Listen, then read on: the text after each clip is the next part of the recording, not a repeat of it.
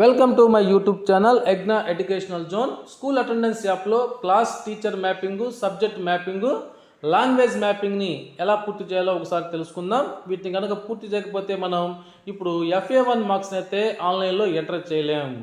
ఆ విధంగా వీటిని మ్యాపింగ్ ఎలా చేయాలో ఒకసారి ఈ వీడియోలో చూసేద్దాం. చూసే ముందుగా ఫ్రెండ్స్ ఎవరైనా ఇంకా మన ఛానల్ని సబ్స్క్రైబ్ చేసుకోకపోతే వెంటనే సబ్స్క్రైబ్ చేసుకోండి.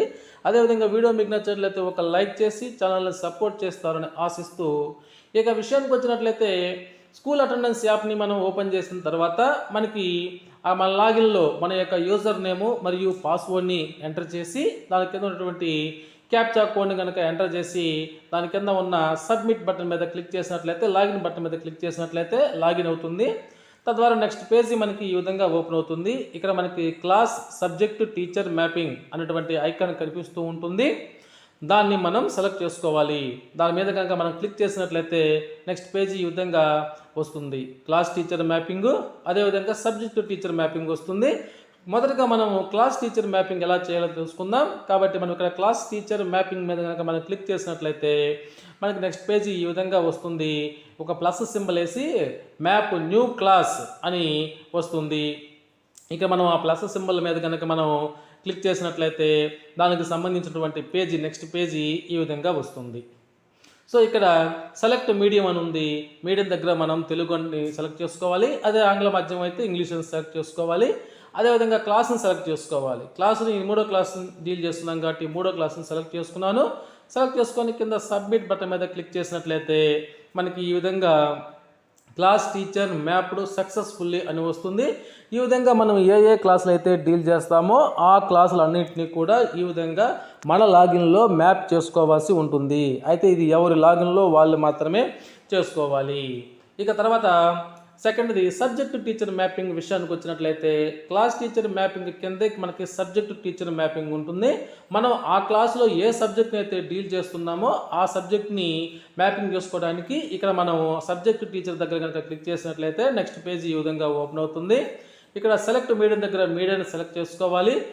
సబ్జెక్ట్ కనుక సెలెక్ట్ చేసినట్లయితే ఈ విధంగా చాలా సబ్జెక్టులు వస్తాయి. అక్కడ మనం ఏ సబ్జెక్టులు అయితే డీల్ చేస్తున్నామో ఆ సబ్జెక్టుల మీద మనం క్లిక్ చేసినట్లయితే ఈ రౌండ్స్ అన్ని బ్లూ కలర్లో ఉన్నటువంటి రౌండ్స్ అన్ని పోయి కూడా టిక్ మార్క్స్ పడతాయి. 3, 4, 5 తరగతులకైతే మనకి 4 సబ్జెక్టులు ఉంటాయి. అదేవిధంగా 1, 2 తరగతులకైతే 3 సబ్జెక్టులు మాత్రమే ఉంటాయి. సో ఇలాగా చేసుకోవాలి. తర్వాత మనకి ఇప్పుడు స్టూడెంట్ లాంగ్వేజ్ మ్యాపింగ్ని ఏ విధంగా చేయాలో తెలుసుకుందాం. సో ఈ స్టూడెంట్ లాంగ్వేజ్ మ్యాపింగ్ మాత్రం ఎవరి లాగిన్లో అయినా సరే చేసుకోవచ్చు. సో అటెండెన్స్ యాప్ ఓపెన్ చేసిన తర్వాత మనకి ఈ విధంగా స్టూడెంట్ లాంగ్వేజ్ మ్యాపింగ్ అనేటువంటి ఐకాన్ అయితే కనిపిస్తూ ఉంటుంది. మనం దాని మీద క్లిక్ చేసినట్లయితే ఆ క్లాసులన్నీ కూడా కనిపిస్తూ ఉంటాయి. ఏ క్లాస్ని అయితే మనం చేయాలనుకుంటున్నామో ఆ క్లాస్ని ఇక్కడ మనం సెలెక్ట్ చేసుకుంటాం. సెలెక్ట్ చేసుకున్న తర్వాత ఇక్కడ నేను 3వ క్లాస్ని తీసుకున్నాను కాబట్టి ఇక్కడ మనకి లాంగ్వేజ్ 1, లాంగ్వేజ్ 2, లాంగ్వేజ్ 3 అని 3 ఆప్షన్స్ ఉంటాయి.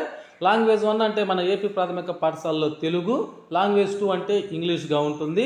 అదేవిధంగా లాంగ్వేజ్ 3 వచ్చేసి మనకి మన ప్రాథమిక పాఠశాలలో ఉండదు కాబట్టి దాన్ని మనం నాట్ అప్లికబుల్, ఇక్కడ స్కీమ్లో చూస్తున్నాం, నాట్ అప్లికబుల్గా పెట్టుకుంటాం.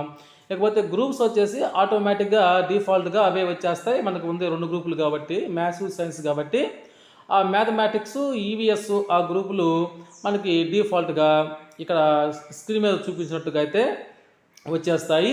ఈ విధంగా అయితే మనము ఈ లాంగ్వేజ్ మ్యాపింగ్ని కూడా చేసుకుంటాం. ఈ విధంగా చేసుకుంటేనే మనము FA1 మార్క్స్ని ఎంటర్ చేయడానికి అవకాశం ఉంటుంది. ఓకే ఫ్రెండ్స్, ఇది సమాచారం మీకు నచ్చినట్లయితే ఒక లైక్ చేయండి.